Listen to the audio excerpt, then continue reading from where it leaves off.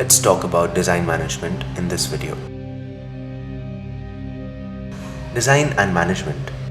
Design consists of adapting, problem solving, changing, creating, and improving. The other half, management, is organizing, planning, having action, directing, and evaluating. When these two combine, we call them design management. Design management has three aspects to it. The first one is being human-centered, having innovation,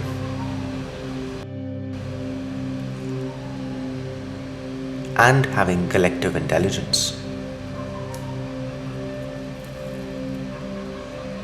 Collective intelligence is the process by which a large group of individuals gather and share their knowledge, data, and skills for the purpose of solving societal issues.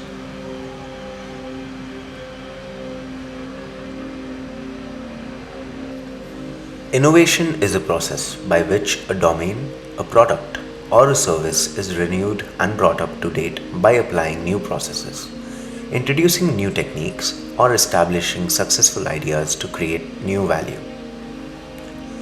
Human-centered design is a framework that integrates a set of practices to understand users, their needs, constraints, contexts, behaviors, and wants, so that you can build deep empathy with them, generate multiple ideas to help solve